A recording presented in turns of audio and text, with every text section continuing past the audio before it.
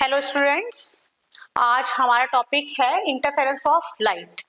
तो interference of light, जैसे कि आप लाइट से यहाँ देख सकते हैं, आप लोगों ने ये 9th से 10th 11th 12th में तो पूरी यूनिटी है, तो हम पढ़ते आ रहे हैं। यहाँ पीएससी में इसका कुछ ब्रॉड रीजन जो है वो हम स्टडी करेंगे। तो इंटरफेरेंस ऑफ लाइट, अब जैसे कि हम लाइट ही वर्ड देख रहे हैं, तो लाइट को ही पहले थोड़ा सा मैं ब्रीफ करना चाहूंगी कि लाइट और लाइट का जो वेव नेचर है, पार्टिकल नेचर है, उसे थोड़ा सा ब्रीफ कर लेते हैं। तो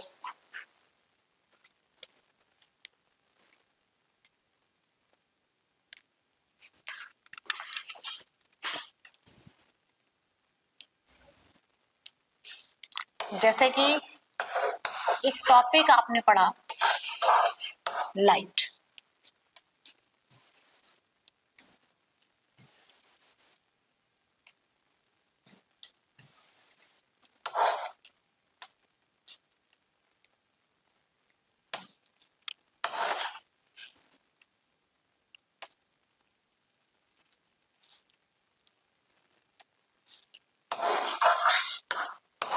what is light?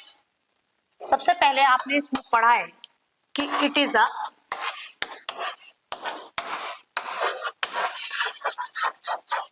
Form of energy. ठीक है, दूसरी बात, लाइट हैज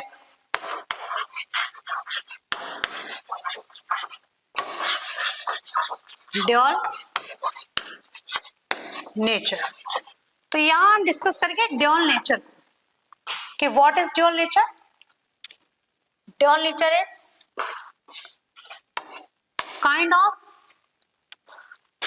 टू कैरेक्टरिस्टिक्स। कौन कौन सी? पार्टिकल एज वेल एज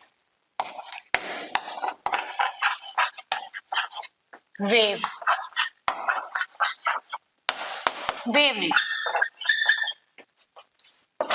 ठीक है, तो इसका मतलब ये है कि हाँ, अगर लाइट के पास में दो तरीका की नेचर है, कौन कौन सी? पार्टिकल नेचर और दूसरी वेव नेचर। तो पार्टिकल नेचर क्या है लाइट का और वेव नेचर क्या है, इसको हम देखेंगे।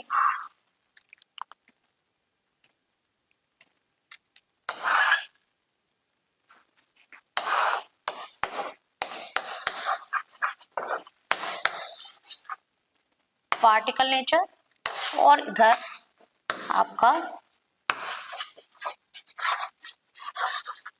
Wave nature. पार्टिकल नेचर का एग्जांपल अगर हम दें तो आप लोग पढ़ चुके हैं फोटो इलेक्ट्रिक इफेक्ट। ठीक है, फोटो इलेक्ट्रिक क्या है, इफेक्ट क्या है कि पार्टिकल का इंटरेक्शन ईएम वेव के साथ में, उसकी स्टडी हम लोग ये कर चुके हैं।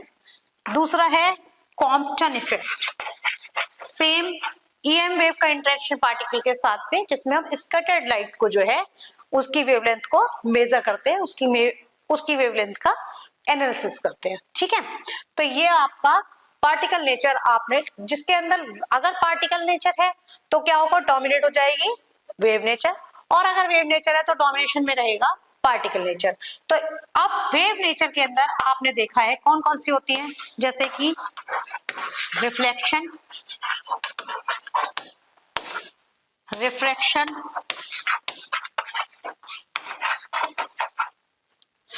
इंटरफेरेंस,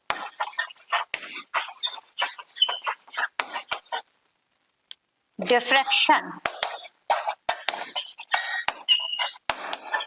और पोलराइजेशन। ये कुछ टॉपिक्स हैं जो कि क्या है, या कुछ आपका ब्रांचेस हैं जो कि लाइट की वेव नेचर जो है वो रिप्रेजेंट करता है। रिफ्लेक्शन, परावर्तन, मैं हिंदी स्टूडेंट्स के लिए बता दूं, रिफ्रैक्शन,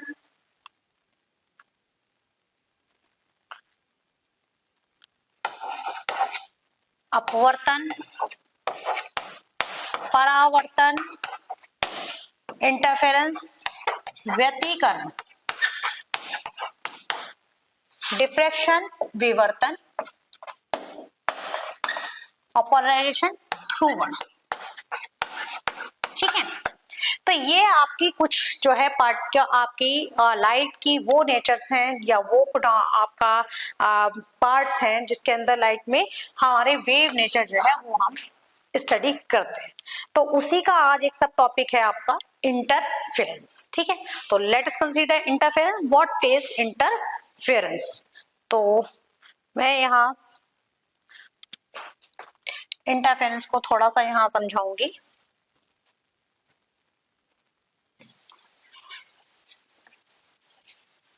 क्या है इंटरफेरेंस,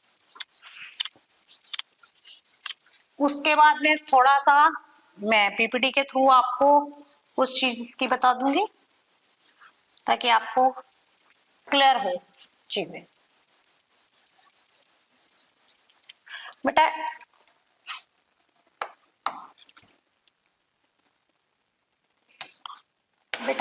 इंटरफेरेंस क्या है? इंटरफेरेंस का मतलब ही क्या है? इंटरफेरेंस से भी एक वर्ड निकल पा रहा है, जैसे कि आप सुन पा रहे हो, उसके नाम से पता चल रहा है इंटरफेयर, यानी कि वेव्स का इंटरफेयर जो है वो एक दूसरे के साथ जो है वो कहीं ना कहीं इसका एब्रिविएशन देगा कि इंटरफेरेंस। ठीक है, तो इंटरफेरेंस क्या है पहले इसको हम समझ लेते हैं कि देखो, let us consider capital S मान लो एक मोनोक्रोमेटिक सोर्स। क्या है? Monochromatic source of light. ठीक है, मोनोक्रोमेटिक सोर्स से हम क्या कर रहा, हमने स्लिट बना ली S1 और S2। ठीक है, दो आपने नैरो स्लिट जो है वो आपने बनाई, और नैरो स्लिट इतनी नैरो होती है कि क्या होगा, ये इनकी जो आपकी थिकनेस होती है बहुत कम होती है, क्योंकि जितनी कम होगी उतना ही पार्टिकल, जब वेव्स यहाँ से निकलेंगे तो क्या होगा, यहाँ से वेव्स, ये इस तरीके के वेव्स निकलेंगे, तो इस तरीके से एसएचएम मोशन में, तो जब वेव्स निकलेंगे तो यहाँ पे बहुत इंटेंस होगा, तो क्या होगा, पार्टिकल जो है इंटेंस होगा, तो हमें इंटेंस लाइट जो है वो पता चल जाएगी, ऐसे इधर उधर फैल्यू नहीं पता चलेगी। तो इसलिए इसको बहुत नैरो, जितना नैरो होगा उतना हमारे लिए अच्छा है। तो हमने S1 और S2 दो नैरो स्लिट्स हैं, और ये स्क्रीन पे कोई पॉइंट P है। ठीक है, तो यहां से स्क्रीन पर हमें ये यहाँ पर इंटेंसिटी बतानी है लाइट की कि how this intensity is modified after superposition और after interaction of the waves. ठीक है, तो ये वेव्स इस तरीका की हैं, और ये यहां से, अब इसे आप समझिए कि व्हेन टू वेव्स, क्या इसके आप डेफिनेशंस देखिए, यहां मैं समझाती हूं।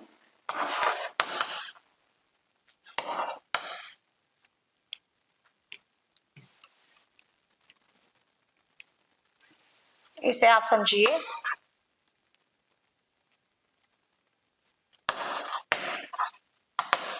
इसका डेफिनेशंस क्या बनेगा, देखिए, when two waves,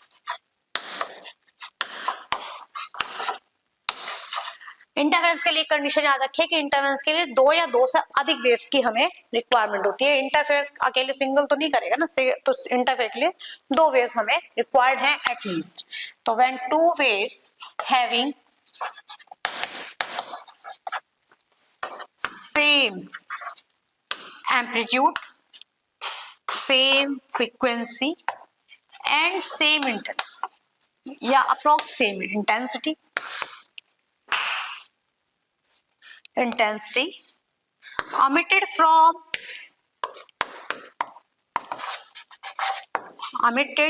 from one monochromatic, यहाँ monochromatic source of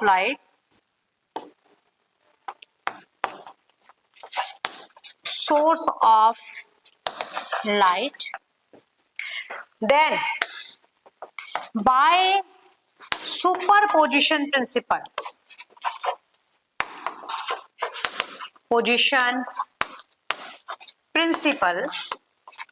they get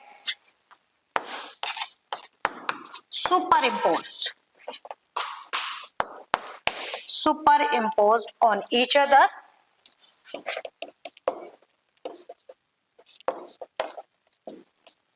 and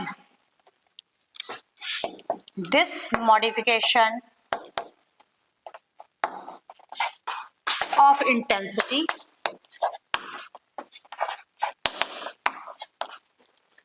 by superposition principle we get is known as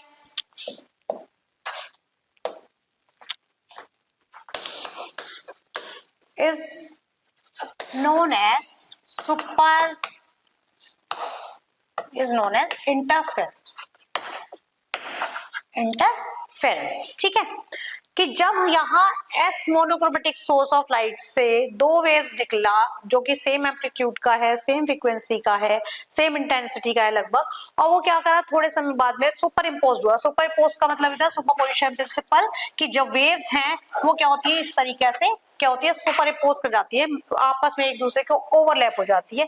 तो इस ओवरलैपिंग से हमें क्या मिलता है कि एक इंटेंसिटी, इस तरीके की मॉडिफाइड इंटेंसिटी मिलती है दो वेव्स के इंटरेक्शन से बाय द सुपरपोजिशन प्रिंसिपल। वो इंटेंसिटी मॉडिफिकेशन जो है वो हमारा कहलाता है इंटरफेरेंस। ये दो तरीके इंटरफेरेंस क्या होगा, अब जहां पे क्या होगा इंटरफेरेंस होने की वजह से कहीं तो मैक्सिमम इंटेंसिटी हो जाती है आई मैक्स, ठीक है, और कहीं पर मिनिमम इंटेंसिटी हो जाती है आई मिनिमम। तब क्या होगा, द पॉइंट एट विच, वो point the point eight which intensity is maximum यानी कि bright is called constructive interference, और the point at which intensity is found to be minimum is called destructive interference।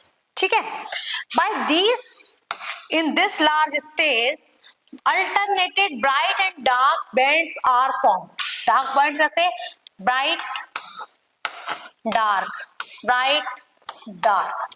ठीक है, these bands are called fringes।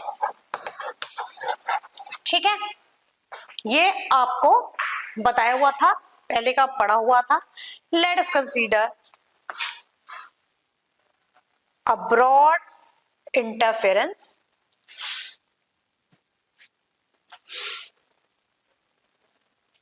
here's this।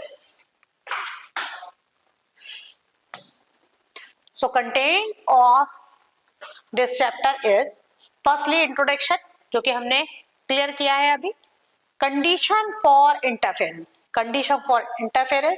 part difference and phase difference, Young's double slit experiment, condition for good interference pattern, how to get two coherent sources, Fresnel's biprism, interference due to parallel thin reflection light, reflected light, Newton's rings experiment, Michelson interferometer और application of Michelson interferometer। These are some topics। Now introduction, जो कि मैंने अभी आपको बताया कि phenomena that occurs when two light beams meet। क्या होगा कि मोनोक्रोमेटिक सोर्स ऑफ लाइट लिया, स्लिट से दो रे जो है वो हमने पास ऑन की, उनके इंटरेक्शन से by the superposition principle intensity जो है वो लाइट की मॉडिफाइड हुई, और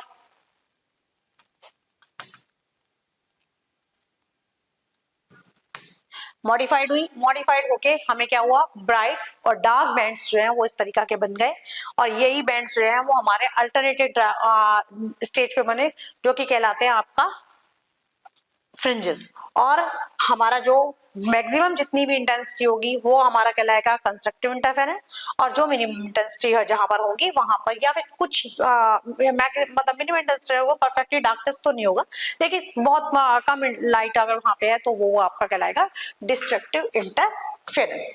नाउ कंडीशन फॉर इंटरफेरेंस में हम पढ़ेंगे, तो आप ये देखिए कि दो कंडीशंस इसके ऊपर इन्होंने लगाई हुई है। कौन कौन सी, पहला कि जो सोर्स है वो क्या होने चाहिए, कोहेरेंट होने चाहिए। कोहेरेंट सोर्स कौन से होते हैं, जिसमें दो आपकी जो दो रेज है उनके बीच में या दो से ज्यादा जो हमारी रेज है उनके बीच में फेज डिफरेंस जो है वो हमेशा क्या होना चाहिए, कांस्टेंट। ठीक है, दूसरा क्या है, सोर्स शुड बी मोनोक्रोमेटिक, यानी कि मोनोक्रोमेटिक है तो इसका मतलब सिंगल वेवलेंथ होगा, और डाइक्रोमेटिक है तो डबल वेवलेंथ जो है वो शो कर सकता है। ठीक है, the source must be coherent, that is they must maintain the constant phase difference with respect to each other, और second one is the source should be the monochromatic, that is single wavelength. This is the interference condition. ये सबसे important है बेटा कि अगर हमारे दो या दो से ज्यादा हमारी जो भी हम रेज ले रहे हैं तो उनके बीच में सबसे important चीज है कि सोर्स तो मोनोक्रोमेटिक होना चाहिए, साथ साथ में क्या है कि फेज जो होगी उसकी वो भी कांस्टेंट होनी चाहिए। ठीक है, path difference and phase difference. ठीक है, पाथ डिफरेंस क्या होगा, देखिए पाथ डिफरेंस भी ये देखिए, फेज डिफरेंस और पाथ डिफरेंस जो होता है वो कांस्टेंट होना चाहिए। इसका आप लोग एक 12th में पढ़ के आ चुके हैं कि जब मेरा एक मोनोक्रोमेटिक सोर्स है, ठीक है, और स्लिट के बीच की डिस्टेंस जो है वो d है, S1 और S2 हमारी दो मोनोक्रोमेटिक जो दो हमारे स्लिट्स हैं, और मोनोक्रोमेटिक सोर्स से जब लाइट पास ऑन होगी पॉइंट P पे हमें इंटेंसिटी जो है वो डिटरमाइन करनी होती है। इसके बीच की डिस्टेंस क्या है आपकी, कैपिटल G दी हुई है। ठीक है, यहां से मैंने एक नॉर्मल ड्रॉ कर लिया और n इसको मैं मार्क कर देती हूँ, और ये डिस्टेंस जो है वो आपकी कैपिटल D है स्लिट और स्क्रीन के बीच की। तब पाथ डिफरेंस अगर जो होगा तो the difference between the optical path of two rays which are in the constant phase difference with each other meet at the same point is called path difference. जो भी path difference होगा किसी भी एक पॉइंट पे जहां पर भी मैं ये मीट करेंगे तो वो जो जितना ट्रेवल हो करके गया हुआ है वो आपका पाथ डिफरेंस कहलाएगा। तो फॉर्मूला है आपका फेज डिफरेंस फाई से जिसे हम डिनोट करते हैं, phase difference is equal to 2 pi by lambda into path difference. यहाँ पाथ डिफरेंस कितना इन्होंने ले लिया, इन्होंने x, तो यहाँ पे इसे x इन्होंने कंसीडर कर दिया है। यंग्स डबल स्लिट एक्सपेरिमेंट, ये एक काफी इंपॉर्टेंट एक्सपेरिमेंट है और हम इसके बारे में अभी डिटेल में पढ़ेंगे। एक्सपेरिमेंट के बारे में इसे मैं फर्दर आगे डिस्कस करती हूँ बाय द सुपरपोजिशन प्रिंसिपल पे। तो ये देखिए यंग्स डबल स्लिट एक्सपेरिमेंट है, या से आप interference due to single slit हो या सुपरपोजिशन प्रिंसिपल को हम एक्सप्लेन कर रहे हैं, तो इसी फॉर्मूला से करेंगे। फर्स्टली क्या करा कि S be the monochromatic source of light. ठीक है, S1 and S2 is the, ये सेकंड आपका बैरियर होगा, फिर ये फर्स्ट बैरियर हो गया। तो ये आपका क्या करा इन्होंने, S1 और S2 जो है वो आपका क्या है, दो नैरो स्लिट हैं। इन स्लिट से जो है वो हमने क्या करा, आपका ये जो भी स्लिट है उसके बाद में कोई पॉइंट हमने यहाँ पे देख लिया, उस पॉइंट पे हमें इंटेंसिटी जो है इज टू बी डिटरमाइन। ये जैसे कि यहाँ आप देख सकते हैं इस डिस्टेंस को इन्होंने d मान लिया। ठीक है, इसके बाद में सुपरपोजिशन प्रिंसिपल में आप क्या है, आप बताते हो, अब डेफिनेशंस पे हम जाएंगे। डेफिनेशन क्या कहती है कि व्हेन टू रेज और when two waves having same amplitude, same frequency and same intensity emitted from one monochromatic source, the monochromatic source of light, and after some time they get superimposed on each other by the superposition principle, यानी कि मर्ज हो गई। तो अगर मैंने पहली वाली रे के लिए या पहली रे के लिए मैंने यहाँ पे क्या रखा कि y1 के जो आपका इसका वेव इक्वेशन ली इसके लिए, तो वो क्या हुई, y1 is equal to a1 sine omega t। तो दूसरी के लिए क्या हो जाएगी, जब हमारी दूसरी है, यहाँ देखो दूसरी के लिए क्या होगा, पहली वाली के लिए जो रे इक्वेशन है वो y1 is equal to a1 sine omega t है। तो दूसरी में क्या हो जाएगा, अब फेज डिफरेंस आ गया या पाथ डिफरेंस हो गया, फेज डिफरेंस आ गया। तो यानी कि दूसरे वाले के लिए क्या हुआ, दूसरी वाली के लिए कंडीशन बनी आपकी, दूसरे वाले का y2 is equal to a2 sine omega t plus 5। अब a1 और a2 यहाँ पर एम्पलीट्यूड है, y1 और a1 और a2 एम्पलीट्यूड है y1 और y2 के इन रेज के, और फाई जो है आपका फेज डिफरेंस है। अब सुपर इम्पोज होने के बाद में यानी कि सुपरपोजिशन प्रिंसिपल जब लग गया तो क्या होगा, अब रेज मर्ज करेंगी तो y is equal to y1 plus y 2। ये इक्वेशन आपकी एक बन गई। y1 अब इसे आपकी इसकी इक्वेशंस की यहाँ पे पुट किया, y is equal to a1 sin omega t plus a2 sin omega t plus 5। इन दोनों को खोल दिया, किस से खोल रहे हो, y is equal to sin omega t a1 plus a2 sin cos omega t या cos 5 और cos a2 sin cos omega t sin 5। ठीक है, ये आपने खोल लिया। इसका सब्स्टिट्यूशन दे दिया कि a1 plus a2 cos phi को दिया r cos थीटा और a2 sin फाई को दे दिया a sin थीटा। ठीक है, ये दो आपके वो बन गई। फिर इसके बाद में क्या हुआ, y को इसमें पुट कर दिया और इक्वेशंस बना दी। इक्वेशन बनाने के बाद में रिजल्टेंट जो इक्वेशन आ रही है वो भी रिजल्टेंट इक्वेशन देखो क्या आ रही है कि जो आपका रिजल्टेंट एम्पलीट्यूड आ रहा है वो भी एक इक्वेशन ही आ रही है। किसकी इक्वेशन आ रही है, वो इक्वेशन आ रही है आपकी, वो इक्वेशन भी आपकी किसकी आएगी, इक्वेशन जो है वो आपकी रिजल्ट एम्पलीट्यूड जो है वो भी again represent a wave equation. इसका मतलब ये है कि आफ्टर सुपरपोजिशन प्रिंसिपल भी हमें क्या होता है कि एक रे जो है वो हमें मिलती है जिसकी रिजल्टेंट इंटेंसिटी आई जो है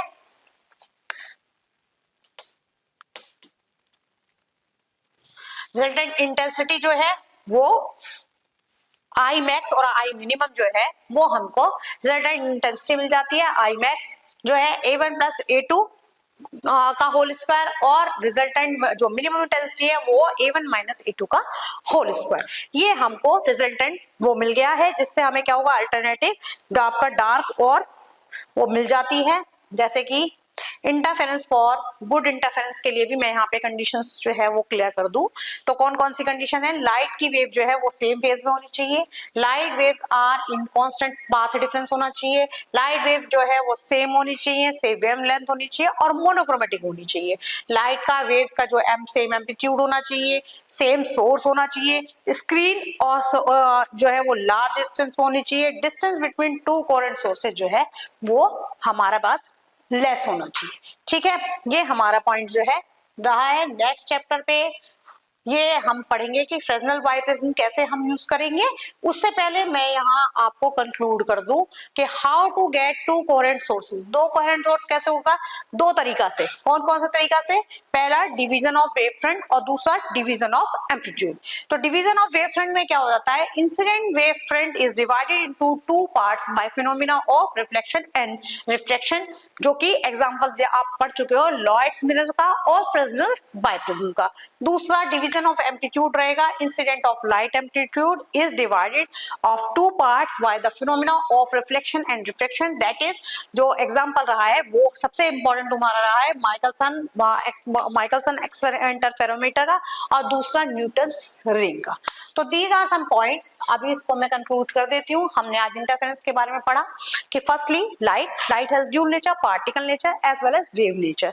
दूसरा हमने क्या किया, जब हम वेव नेचर को कंसीडर करेंगे तो डोमिनेशन में रहता हमारा पार्टिकल नेचर और हमारा जो वेव नेचर है, वेव नेचर को हमने पढ़ा रिफ्लेक्शन, रिफ्रैक्शन, इंटरफेरेंस, डिफ्रैक्शन और पोलराइजेशन। तो जो हमारा इंटरफेरेंस पैटर्न है वो हमने यहाँ पढ़ा। इंटरफेरेंस में आपने पढ़ा कि दो चीज सबसे इंपॉर्टेंट है, एक तो दो या दो से ज्यादा वेव्स होनी चाहिए, सोर्स मोनोक्रोमेटिक होना चाहिए और रेस के बीच में जो आपका फेज होती है वो फेज क्या होनी चाहिए, कांस्टेंट होनी चाहिए। और हमने इसके साथ में सुपरपोजिशन प्रिंसिपल पढ़ा। सुपरपोजिशन प्रिंसिपल क्या है, overlapping of two rays, that is या मर्जिंग ऑफ टू रेज। उसके बाद साथ में क्या होगा, मॉडिफिकेशन इंटेंसिटी होगा। इंटेंसिटी मॉडिफिकेशन है तो इंटेंसिटी मॉडिफिकेशन से हमारे पास में क्या होगा कि लाइट की मॉडिफिकेशन इंटेंसिटी जो है वो हमको देगी ब्राइट और डार्क रिंग्स और या डार्क बैंड्स देगी, वो जो कंस्ट्रक्टिव इंटरफेरेंस और डिस्ट्रक्टिव इंटरफेरेंस बनाएगा। और इस तरीका से हमने इंटरफेरेंस के लिए और किस तरीके से हम इसके कोहेरेंट सोर्स को ले सकते हैं वो दो पार्ट्स वेव फ्रंट पे और एम्पलीट्यूड डिवीजन के अंदर हमने इसे पढ़ा। ठीक है, तो नेक्स्ट पार्ट में हम पढ़ेंगे फ्रेस्नेल बाइप्रिज्म। ठीक है, यहाँ तक। Thank you students.